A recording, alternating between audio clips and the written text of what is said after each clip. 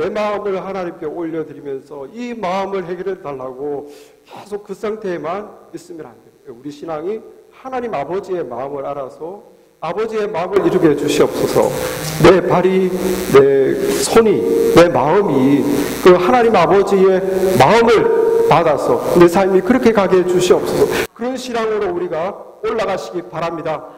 올라가시기. 계속 내 문제로 이거 해결해 달라고 계속 내 문제로 그렇게 앉아있으면 안 돼요. 이제 올라서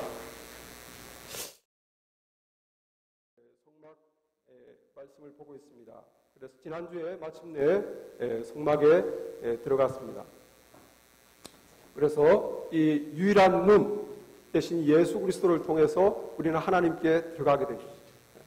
그래서 예수님을 통해서 들어가서 보니까 번제단, 정말 죄 없는 짐승이 죽은 그 번제단에서 우리는 죄 없는 예수가 우리를 죄에서 해방시키기 위해서 하나님께 인도하기 위해서 돌아가신 그 주님의 은혜, 그걸 늘 신앙생활에서 기억해야 된다고 했어요. 주님의 은혜와 사랑, 갚을 수 없는 주님의 은혜와 사랑. 거기서 또한 그 주님을 희생시킬 수밖에 없었던 우리를 구하기, 우리를 향한 알 수 없는 하나님의 사랑, 그걸 동시에 봐야 된다고 했어요. 그러니까 우리 신앙생활은 항상 주님의 은혜, 하나님의 사랑, 이 기본입니다. 이것이 메마르면 나머지는 의미가 없어요. 그런 은혜와 사랑의 삶을 기억하고 신앙생활할 때 우리가 죄를 지으면 이 물도망에서 물을 씻듯이 우리의 죄를 씻어야 돼요. 그래야만 죄가 씻어져야만 하나님 안에 구할 수 있습니다. 우리 안에 죄가 있으면 하나님이 오실 수가 없어요. 예수님을 희생해서 우리를 가까이 하시려고 하는데 또 죄가 있으면 하나님이 가까이 할 수 없죠. 그래서 그걸 아시고 늘 기회를 주시는 거예요. 회개해라, 자백해라, 깨끗이 씻어줍니다. 그래서 우리가 이렇게 신앙생활을 합니다. 그러나 이 결국 성막들은 초보적인 신앙이에요. 계속 이 상태에 머물러 있으면 안 됩니다. 우리는 성소 안으로 들어가야 돼요. 성소 안으로 더 하나님께 들어가야 되지. 날마다 그 주님의 은혜, 하나님의 사랑, 또 죄짐을 회개하고 주님의 은혜, 하나님의 사랑, 계속 그 상태에 있으면 안 됩니다. 더 깊은 신앙으로 들어가는 것이 하나님의 뜻입니다. 하나님의 뜻입니다. 그래서 이 성소 안에 들어가면은 위에서 보면 이렇게 돼 있어요. 그래서 여기 떡상과 오늘 나눌 떡상과 등대, 그리고 향을 올리는 분향단, 이것이 성소고 이 안에가 지성소입니다. 들어가는 입구 쪽에서 보면은 들어가서 오른쪽에 이게 떡상이 있죠. 그 왼쪽에 등대가 있고 바로 앞쪽에 분향단이 있어요. 이 떡상인데 이렇게 옮기는 채가 있고, 이 역시 가시나무로 만들어서 금치를 다 한 거죠. 그래서 태가 있고, 여기에 떡을 6개씩 놓습니다. 하나님이 그렇게 하라고 한 대로 12개를 놓고, 그 떡 위에는 향을 피우게 되어 있어요. 이렇게 향을. 그리고 제사장이 안식일 날 들어서 떡을 먹었는데 목마를까봐 물주전자까지, 컵과 물주전자가 있어요. 실제 모양으로 만들면 이렇게 됩니다. 1m, 이쪽이 길이가 1m, 폭이 0.5m, 높이가 75cm. 이 다 금으로 덜출되어 있고, 이 떡이 생각보다 커요. 굉장히 지름이 한 30cm쯤 되지 않을까. 굉장히 큰 떡 6개와 이 향을 피우는 그럴 수 있습니다. 하나님께서 왜 성소에 떡을 놓으라고 그랬을까? 떡. 이 떡을 아무도 먹지 않는 떡을 왜 저기다 갖다 놓으라고 했을까? 이스라엘 백성들이 딱 떡을 보면 생각나는 게 있습니다. 뭐겠습니까? 날마다 아침마다 보는 거. 만나. 아침마다 자기들이 하늘에서 내려온 떡을 보거든요. 들어가 성소에 딱 들어가면 그 떡을 보는 순간 만나를 생각합니다. 하늘에서 내려오는 떡. 그러나 여러분, 하늘에서 왜 떡이 내려옵니까? 하나님이 무슨 의미를 둔 것이? 떡이 집집마다 부엌에 아침마다 뿅 이렇게 생기면 되잖아요. 하나님이 그렇게 하실 수 있는 하나님입니다. 아침마다 각각 부엌에 떡이 생기면 되는데 왜 귀찮게 떡이 내려와서 사람들이 떡을 주우러 가야 됩니까? 하늘에서 내려오는 떡의 실체는 바로 예수님. 하늘에서 내려오는 생명의 떡, 예수님. 그래서 요한복음 3장, 6장 33절에 제가 읽어보면 하나님의 떡은 하늘에서 내려 세상에 생명을 주는 것이니라. 예수님이 그랬죠. 하나님의 떡은 하늘에서 내려 세상에 생명을 주는 것이다. 왜 그랬는가? 만나는 먹어도 죽어요. 그날의 배고픔을 해결하지만 만나는 먹어도 죽습니다. 궁극적으로는 죽지 않는 생명의 떡이 필요한 것이죠.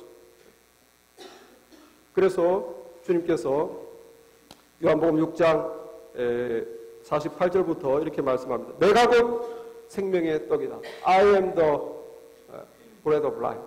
내가 바로 생명의 떡이다.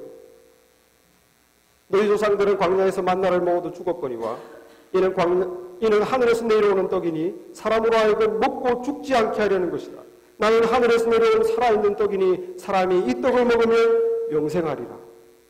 내가 줄 떡은 그 세상의 생명을 위한 내 살인이라 하신다. 주님께서 내가 바로 생명의 떡이다. 주님이 본인이 바로 생명의 떡이라고 말씀해 주셨어요. 우리가 바로 주님을 영접해서 생명을 얻는 것이죠. 한 동해에서 그 목사님이 열심히 집회를 마쳤습니다. 그런데 한 청년이 다 집회가 끝나고 들어와서 그 목사님에게 목사님, 제가 늘 질문이 있는데 어떻게 하면 제가 구원을 얻을 수 있겠습니까? 그러니까 그 부흥강사 목사님이 아유 젊은이, 당신 너무 늦었네. 이미 다 끝났네. 끝났다는 거예요. 그러니까 젊은이가 화가 나서 아니 제가 좀 늦게 왔긴 했으니 다 끝나고 왔다고 저에게 말씀 안 해주시는 겁니까?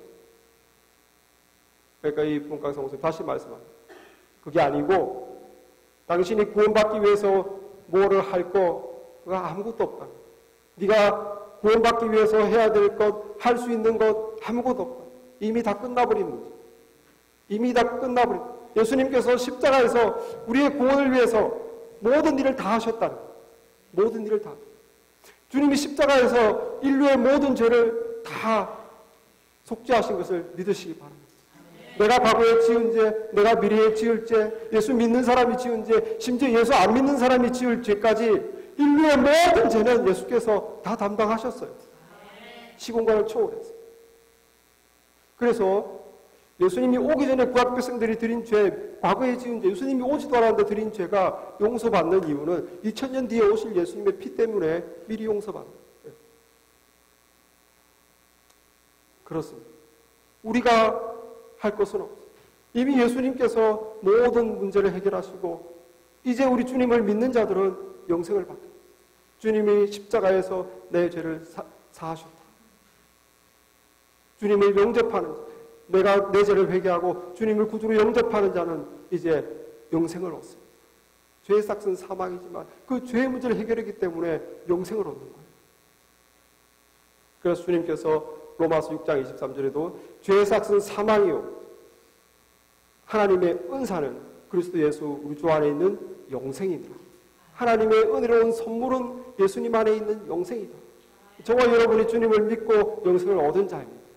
생명만 얻은 것이 아니라 요한복음 1장 12절에 영접하는 자, 곧 그 이름을 믿는 자에게는 하나님의 자녀가 되는 권세를 주셨어요. 영생을 얻는 것과 자녀는 별개의 문제예요. 자녀가 안 될 수도 있어요. 그냥 영생만 얻을 수 있어요. 그러나 영생을 얻게 하신 이유는 무엇이냐? 하나님의 목표는 하나님의 자녀예요.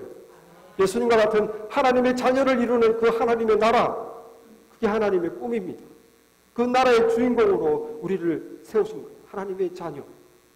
그래서 우리가 생명, 영생을 얻고 하나님의 자녀된 이 엄청난 복은 바로 생명의 떡이신 예수님을 영접했기 때문에 우리가 받은 것입니다. 아멘. 그런데 이 떡을 일주일 동안 계속 보관하도록 되어 있어요. 그리고 안식일 날 제사장이 들어가서 그 떡을 교체하고 일주일 지난 떡을 먹습니다. 왜 하나님께서 일주일 동안 떡을 내버려 두게 하셨나? 항상 먹으라. 항상. 이 생명의 떡 되신 주님을 항상 먹어야 됩니다. 처음에 구원받을 때 사람들이 굶주림에 처했을 때 생명을 얻기 위해서 음식을 먹죠. 그리고 나서 음식 안 먹습니다. 처음에는 굶주림에 처한 사람이 생명을 얻기 위해서 음식을 먹지만 생명을 얻은 다음에는 계속 먹어야 돼요. 그래야 그 생명이 자랄 수 있습니다. 그 생명이 유지가 돼요. 마찬가지로 생명 얻은 우리들도 주님을 계속 먹어야 돼요. 구원받고 영생 얻고 새로운 영적인 생명을 얻은 우리는 주님을 계속 먹어야 돼요. 그리고 우리가 자라야 됩니다. 음식을 먹어야 생명이 성장할 수 있어요. 음식을 먹어야. 저희 집에 두 딸이 있는데 보시면 아시겠지만 3살 치고는 키 차이가 굉장히 많습니다. 이유가 무엇인가? 한 애는 잘 먹고 한 애는 잘 안 먹게. 키가 큰 애는 방금 밥 먹었는데 냉장고 문 열고 과일은 이래요. 비싼 과일을 밥 먹을 때마다 찾는 거예요. 한 번은 집사람이 좋아하는 그 다방커피, 한국 커피, 그 봉지가 저도 먹고 싶어서 어딨냐, 그러니까 싱크대 밑에 찾아봐라고. 도저히 못 찾겠어요. 그래서 어딨냐고. 그 싱크대 밑에 저 구석 후미진데 어두운데 숨겨놨더라고. 아니 이거를 왜 이렇게 찾기 쉬운 대로 구석에 안에 깊이 넣어놨는 거야. 큰 애가 집에만 오면 먹을 거 없나 뒤지다가 결국 그 다방커피까지 혼자 타 먹는다는 거예요. 먹으니까 쫙쫙쫙 자랍니다. 여러분, 우리 성도들도 먹어야 돼요. 생명만 얻는다고 되는 것이 아니라 생명을 얻었으면 자라야 됩니다. 그것이 하나님의 뜻입니다. 못 자라면 부모가 얼마나 안타깝습니까? 애를 낳고 돌이 됐는데 곧 이제는 뛰고 이유식을 하고 밥을 먹어야 되는데 계속 젖만 달라고 하고 걷지도 못하고 누워있으면 얼마나 부모 속이 타겠습니까? 그 하나님의 마음입니다. 예수를 믿고 생명을 얻었는데 자라지 못하면 그 하나님이 안타까운 거예요. 하나님의 자녀가 됐는데 자라야 되는데 10년이 지나도 계속 그 수준이면 하나님이 안타까운 거예요. 그래서 베드로전서 2장 2절에 이런 말씀이 있습니다. 갓난아이 같이 순전하고 신령한 젖을 사모하라. 이는 이로 말미암아 너희로 구원에 이르도록 자라게 하려 합니다. 갓난아이가 젖을 사모하잖아요. 이게 엄마 몸인지 아닌지 구분도 못하고 그냥 빨아듭니다. 그래서 애가 자라는 거예요. 마찬가지로 우리들도 갓난아이가 젖을 사모하는 것처럼 말씀을 사모해라. 생명의 주님으로부터 나오는 그 말씀을 먹어야 우리가 자랍니다. 그런데 날마다 젖만 먹으면 빨리 이유식을 하고 이제는 밥을 먹고 딱딱한 걸 먹어야 돼요. 히브리서에 보면 때가 오래므로 너희가 마땅히 선생될 터인데 너희가 다시 하나님 말씀의 초보가 무엇인지 누구에게 가르침을 받아야 할 것이니 젖이나 먹고 단단한 식물을 못 먹을 자가 되었도다. 그러므로 우리가 그리스도의 도의 초보를 버리고 죽은 행실을 회개함과 하나님께 대한 신앙과 침례와 안수와 죽은 자들의 부활과 영원한 심판에 관한 교훈의 토를 다시 닦지 말고 완전한 데 나가자. 이게 무슨 말입니까? 너희가 젖이나 먹고 단단한 식물을 먹지 못할 자가 돼. 계속 젖만 먹고 있다는 거예요. 말씀의 초보. 예수 믿고 회개하면은 생명을 얻는다, 구원받는다. 뭡니까? 마침내 예수님처럼 우리도 죽은 몸이 부활하게 된다. 심판에서 우리가 면제받는다. 하나님의 자녀로 천국의 삶을 산다. 이 초보적인 말씀 붙잡고 10년, 20년 계속 그 수준에 있다는 거예요. 계속 젖만 먹고 있다. 이제는 더 딱딱한 걸 먹으라는 거예요. 하나님 말씀 영생은 무엇입니까? 영생은 곧 하나님과 그의 보내신 자 예수 그리스도를 아는 것이니 우리가 간 영원한 생명, 이터널 라이프, 영원히 사는 것이 아니라 영원한 생명의 맛을 보는 게 중요한 거예요. 지금부터. 영생은 무엇인가? 내가 하나님과 예수 그리스도 안에 담겨져 있는 이 영생의 진리를 더 알아가면서 내가 하나님의 자녀로 더 성숙해지는 그것이 영생의 맛입니다. 우리가 영생을 소유했으면 그 맛을 알아야 돼요. 자꾸 영적으로 자라야 돼요. 집에서도 말씀을 보시고 교회에서 제공하는 말씀 공부 프로그램에도 참여하시고 주중에도 제자훈련 참여하시고 썬데이 스쿨도 참여하시고 말씀을 자꾸 먹어야 자라는 것이 10년, 20년 다녔다고 신앙이 좋은 것이 아니라 이제 다닌 지 몇 년 되지 않아도 말씀을 사모하는 자가 훨씬 더 많이 자라는 것을 우리가 볼 수 있습니다. 그래서 정말 하나님의 마음처럼 말씀을 사모하는 여러분 되길 바랍니다. 말씀을 사모해서 자꾸 영적으로 자라가시기 바랍니다. 우리가 음식을 먹으면 이렇게 영적으로 자라듯이 이 영적인 말씀을 먹어서 자라는데 또 우리가 음식을 먹으면 힘을 얻죠. 저도 간식을 별로 안 찾는데 힘이 없을 때는 한 3, 4시쯤 간식을 먹으면 피곤이 풀리고 몸에 힘이 생깁니다. 또 우리 애들이 간혹가다 막 싸우는데 키 차이는 많이 나도 둘째가 입이 살아가지고 이게 말은 안 울립니다. 딱 말싸움하면 오히려 둘째가 이겨요. 그러면 첫째가 어떻게 됩니까? 말이 안 되니까 힘으로 때리죠. 그럼 옆방에서 있으면 꼭 둘째가 울면서 옵니다. 결국 힘이 이깁니다. 여러분, 힘 없으면 안 됩니다.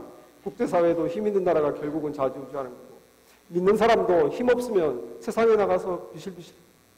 힘이 있어야 돼요. 파워. 믿는 자의 파워가 필요해요.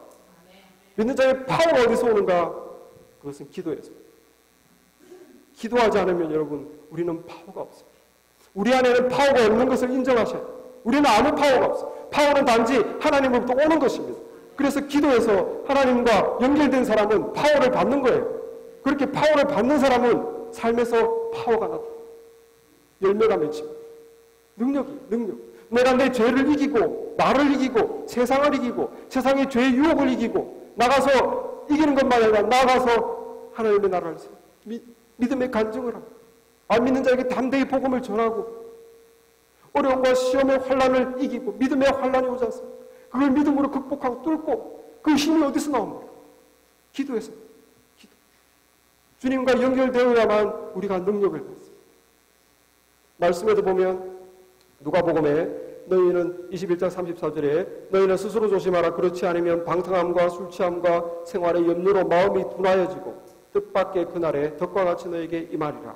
이러므로 너희는 장차 올 이 모든 일을 능히 피하고 인자 앞에 서도록 항상 기도하며 깨어있으라. 장차 주님이 오실 터인데 세상이 종말이 되고 이렇게 우리가 보듯이 말세를 향하여 가고 있는 시점에 우리가 기도하지 않으면 알게 모르게 내가 다시 또 세상에 졌습니다. 내 마음이 졌습니다. 세상 삶으로 돌아갑니다. 세상의 염려 근심에 마음이 눌린다고 그랬어요. 믿음이 없는 사람과 믿는 사람이 똑같은 삶을 사는 거예요. 네, 돈이 없으면 똑같이 마음이 눌리면 똑같은 삶이죠. 믿음이 있는 삶은 하나님을 믿기 때문에 똑같이 염려 근심하면 안 되는 것이죠. 왜 능력이 없나? 왜 파워가 없나? 기도하지 않기 때문에. 기도하지 않기 때문에. 여러분, 기도해야 우리 안에 능력이 생긴 것을 믿으시기 바랍니다. 기도의 줄을 절대로 놓치면 우리가 왜 말씀으로 자라야 됩니까? 왜 기도해서 능력 받아야 됩니까? 그것은 사명을 위해서. 나 자신만을 위한 게 아니라 나를 통하여 하나님이 일하시기 위해서 내가 그렇게 준비되어야 되는 것이죠. 여기에 12개의 떡이 있는데 왜 12개입니까? 이 12개는 이스라엘의 12지파를 상징합니다. 결국 이 떡은 무엇이냐? 이스라엘 백성을 상징하고, 이스라엘 백성은 무엇이냐? 영적인 이스라엘 백성은 우리 하나님의 자녀를 상징합니다. 생명의 떡은 예수님이지만 이 생명의 떡은 하나님의 자녀입니다. 우리가 세상의 떡이라는 거예요. 생명의 떡. 저 영적으로 굶주리고 있는 이 세상에 생명의 떡을 우리가 줘야 된다는 거예요. 그것을 위해서 자라라는 거예요. 말씀을 먹고 자라야, 기도로 능력을 받아야 세상을 먹일 수 있어요. 우리가 생명의 떡이 될 수 있어요. 그것이 하나님의 뜻입니다. 그것을 위해서 세상에 우리가 생명의 떡으로 사명을 감당하기 위해서 자라야 돼요. 능력 받아야 돼요. 그것이 우리가 떡상에서 볼 수 있는 하나님의 뜻입니다. 이 떡상 건너편에 보시면 이렇게 등대가 이렇게 위에 불을 붙여서 7개의 이렇게 불이 붙어 있어요. 실제 모양으로 제작한 것이 이것이 다 금으로 되어 있어요. 모든 물품들, 기구들은 다 조각목, 가시나무에다가 금칠을 했지만 이 등대만큼은 100% 퓨어 골드, 순금입니다. 굉장히 비싸겠죠. 이 성소에서 제일 비싼 것이 등대입니다. 퓨어 골드. 그래서 오늘 말씀을 읽었지만 이 살구꽃 모양으로 이런 잔을 했어요. 잔을 3개를 만들어요. 꽃과 꽃봉오리. 그래서 이쪽까지로 3개, 이쪽까지로 3개, 또 그 위에도 3개, 3개에서 가지를 6개를 가운데 스템으로부터 이렇게 만들어라 말씀하셨고, 그 꼭대기에는 등잔을 얹어라. 그리고 등잔을 얹고 여기에 기름을 붓습니다. 기름을 부어서 그 감람유, 지금 우리가 먹는 올리브유, 기름을 부어서 거기서 불이 계속 붙어 있죠. 그러니까 하나님께서 이 성소에 불이 꺼지지 않도록 말씀하셨어요. 27장 출애굽기 27장 20절의 말씀을 제가 읽어보면 너는 또 이스라엘 자손에게 명령하여 감나무로 짠 순수한 기름을 등불을 위하여 내게로 가져오게 하고 끊이지 않게 등불을 켜되 아론과 그의 아들들로 회막과 증거궤 앞 휘장에서부터 저녁부터 아침까지 항상 여호와 앞에 그 등불을 보살피게 하라. 이는 여호와 이스라엘 자손이 대대로 지킬 규례이니라. 그래서 등불을 항상 켜도록, 그래서 기름을 살펴보고 기름이 떨어지지 않도록 항상 보살펴라 말씀했습니다. 창문이 없는 이 어두운 성소를 비추는 유일한 등불이 등대예요.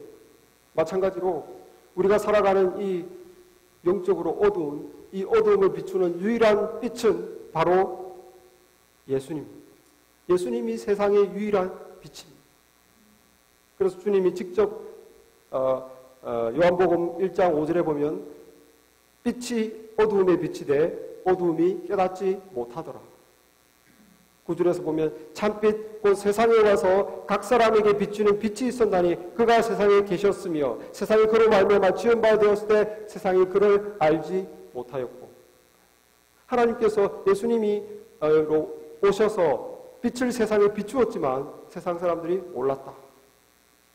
우리가 사는 세상은 빛으로 가득한 세상입니다. 빛이 얼마나 많습니까? 특별히 미국보다는 한국이 더 많은 것 같아요. 미국의 밤은 어둡지만 한국의 밤은 휘황찬란하죠. 저 부산에서 살았는데 밤이 너무 맨해튼보다는 제가 볼 때 부산이 더 화려한 것 같아요. 그렇게 전기불이 이 세상에 가득해요. 이렇게 세상에 불이 많은데 왜 어둡다고 그러나? 이것은 영적인 어둠. 영적으로 세상에 어두움이 가득해요. 그래서 사람들은 살아가지만 내가 왜 사는지, 뭘 위해 사는지, 어떻게 살아야 되는지 아무도 모릅니다. 진리를 모르는 어두움이 세상에 가득해요. 진리를 모르는. 모두가 인생이라는 기차를 탔습니다. 그런데 왜 탔는지 아무도 몰라요. 어디서 내리는지도 아무도 몰라요.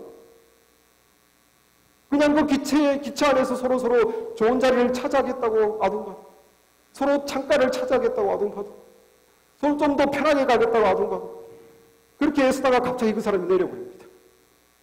이 인생 기차에서 언제 어떻게 내리는지도 모르고 무엇을 향해 가는지도 모르고 아무것도 모르면서 그냥 그 안에서 좀 더 편하게 가겠다고 난리인 거지. 진리에 대해서 완전히 어두운 세상. 완전히 어두운 세상. 주님이 오셔서 빛을 비추었어요. 하나님이 계시다. 하나님이 인간을 사랑하신다. 하나님은 사랑이시다. 너희가 죄로 인하여 하나님과 분리되어 어두움에 빠졌다. 그러나 하나님께 돌아갈 길이 있다. 주님께서 다 빛을 비추었어요. 아무것도 진리에 대해서 모르는 사람들에게 진리의 빛을 비추었어요. 이 세상이 그렇게 진리를 떠나서 어둠에 있기 때문에 죄 속에서 허덕이는, 사람들이 죄 속에서 허덕이는 것은 진리를 떠나 있기 때문에, 뭐가 길인지 뭐가 답인지 아무도 모르기 때문에 그냥 사탄이 시키는 대로 막 사는 거예요. 어차피 죽을 일생 하면서 막 사는 거예요. 그래서 사람들이 죄의 속박과 묶여가지고 거기서 호적거리면서 자신의 사탄이 부추기는 욕심을 쫓아서 그냥 인생을 낭비하다가 다 결국 사탄이 원하는 대로 죄의 멸망을 받는 것이죠. 우리 주님께서 그런 죄의 속박에서 해방시키기 위해서, 죄의 저주인 죽음, 멸망으로부터 우리를 해방시키기 위해서 세상에 오셨어요. 그리고 구원의 빛입니다. 주님은 구원의 빛입니다. 진리의 빛이요 구원의 빛입니다. 그래서 주님이 직접 말씀하셨습니다. 요한복음 8장 12절에 나는 세상의 빛이니 나를 따르는 자는 어두움에 다니지 아니하고 생명의 빛을 얻으리라. 우리가 이 등대 모양을 보면 나무같이 생겼어요. 그래서 여기 가운데 스템이 있고 이렇게 브랜치가 양쪽으로 이렇게 뻗어나가죠. 그래서 우리는 이 등대를 보면 주님이 하신 비유 한 가지를 순간적으로 생각해요. 포도나무비, 나는 포도나무요, 너희는 가지. 내가 저 안에, 저가 내 안에 있으면 이 사람은 열매를 많이 맺고, 너희가 나를 떠나서는 아무 열매도 맺을 수가 없다.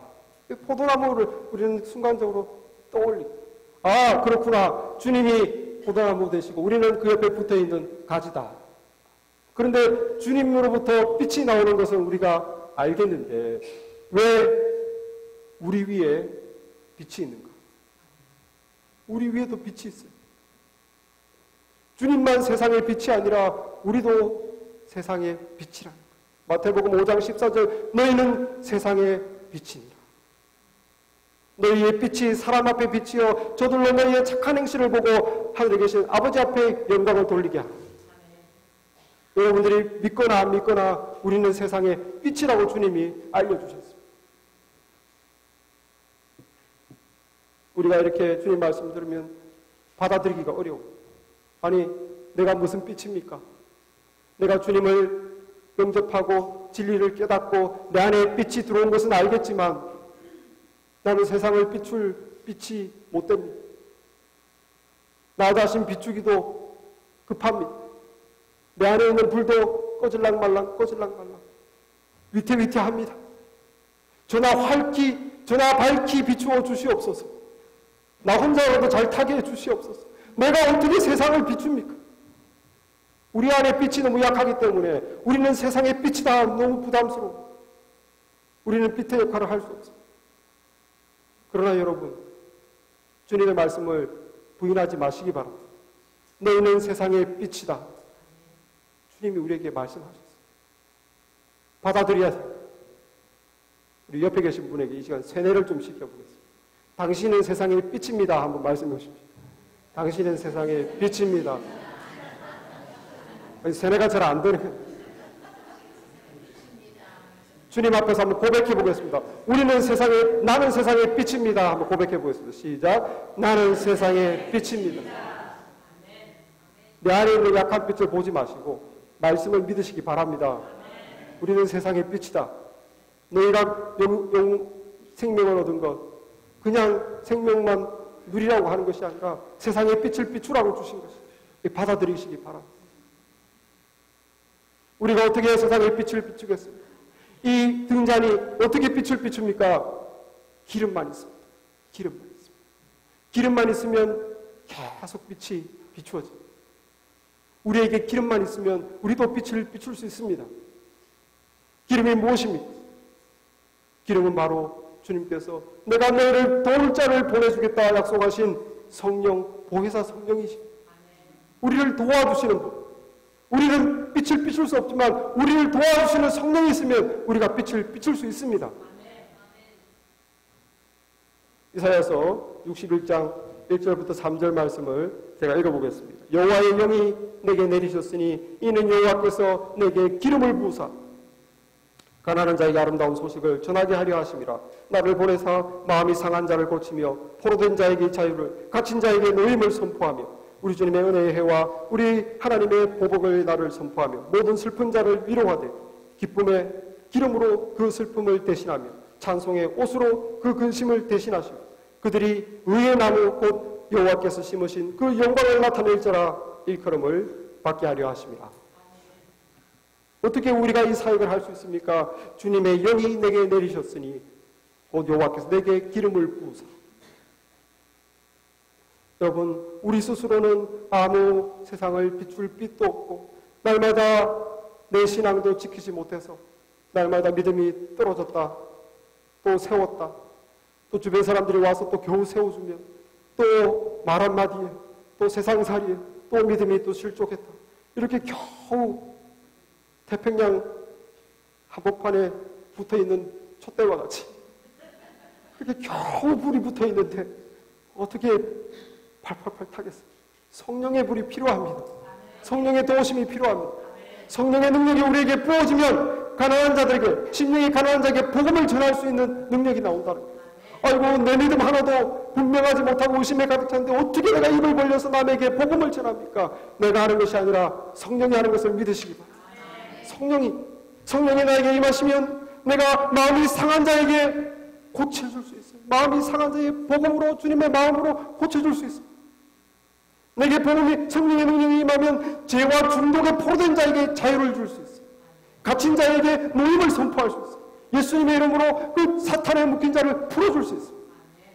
나에게 있는 능력이 아니라 성령의 능력으로 내가 할 수 있습니다. 슬픈 자에게 기쁨과 위로를 줄 수 있다.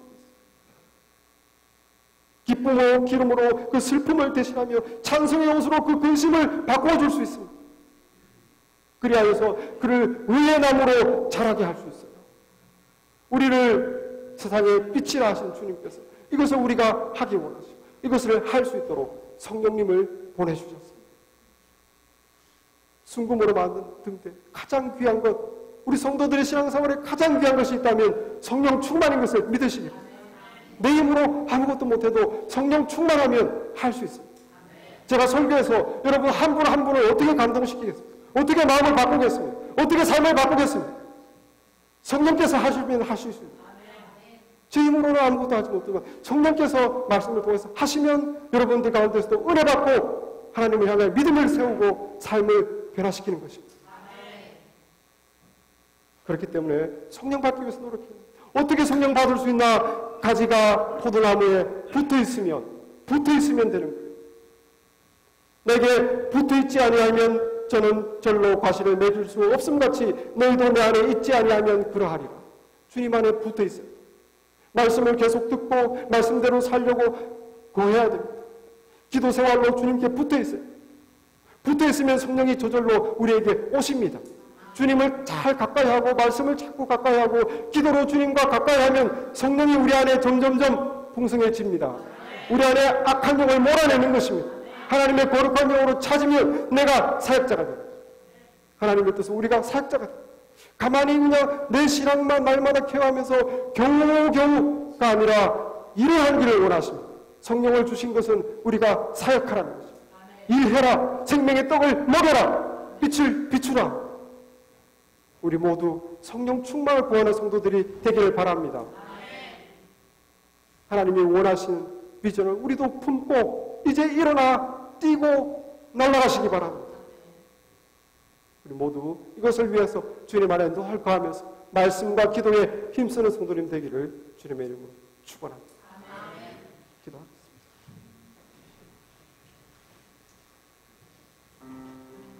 이 시간 우리 다 같이 하나님께 간구의 기도를 하기를 원합니다. 하나님 아버지, 성령을 주시옵소서. 성령을 주께서 이미 주셨습니다. 나로 하여금 성령에 충만케 하옵소서. 내 속에 있는 모든 죄악을 이기게 하시고 내 성격을 이기게 하시고 옛 자아를 이기게 하시고 교만을 이기게 하시고 미움을 버리게 하시고 홀리 스피릿으로 나를 채워주시옵소서. 하나님 아버지, 나 하나님의 믿음으로 날마다 허덕거리지 않기를 원합니다. 이제 일어서기를 원합니다. 달려가기를 원합니다. 아버지 하나님의 비전을 향해서 날아가기를 원합니다. 하나님 성령을 부어주시옵소서. 하나님 아버지, 내 안에 생명으로 채워주시옵소서. 하나님 아버지, 더 큰 믿음으로 일어서게 하여 주시옵소서. 아버지가 원하시는 사역을 하게 하옵소서. 꿈을 꾸게 하옵소서. 성령의 사람이 되게 하옵소서. 오 하나님, 내 마음을 여오니 주님께서 성령으로 내 마음을 채워주시옵소서. 우리 이 시간 다같이 성령을 구하는 기도를 함께 드리겠습니다. 아버지 하나님, 이 시간의 말씀을 통하여 아버지 하나님 우리들에게 성령의 필요성을 알려주시고 하나님 아버지 주님께서 성령으로 아버지 우리에게 말씀을 알려주시니 감사합니다. 오 하나님, 거룩한 영으로 아버지 우리의 채워주시옵소서. 아버지 우리의 마음에 하나님 기도하는 가운데 말씀 가운데 하나님 영으로 가득 채워주옵소서. 아버지 하나님의 귀한 신실한 사역자들이 이곳에서 일어나게 하여 주옵소서. 하나님의 사랑을 세워주옵소서. 아버지 하나님의 성령의 사역이 우리 뜻이 아버지 이 교회에서 일어나게 하옵소서. 성령의 사역이 일어나게 하옵소서. 오 성령의 역사하시는 교회가 될 수 있도록 아버지와 충만히 아버지 붙잡아 주시기를 간절히 바라고 원합니다. 아버지와 주님의 영으로 우리 한 심령을 채워주시옵소서. 주께서 채워주시옵소서. 아버지 하나님, 이 시간 말씀을 통하여 아버지 하나님의 거룩하신 성령을 이 시간 구합니다. 우리에게 기름이 필요합니다. 성령의 기름 부음이 필요합니다. 아버지 주님의 사역자가 되기를 원합니다. 아버지 하나님, 내게 생명을 주시고 내게 생명의 떡과 말씀과 아버지의 기도의 능력을 주셨사오니 이제 일어나기를 원합니다. 아버지 하나님의 뜻을 위하여 살기를 원합니다. 주여 성령으로 충만케 하옵소서. 아버지 하나님 성령을 늘 간구하는 당신의 자녀들이 될 수 있도록 도와주시옵소서. 성령의 역사하시는 교회가 될 수 있도록 주여 도와주시옵소서. 예수님의 이름으로 간절히 기도했사옵나이다.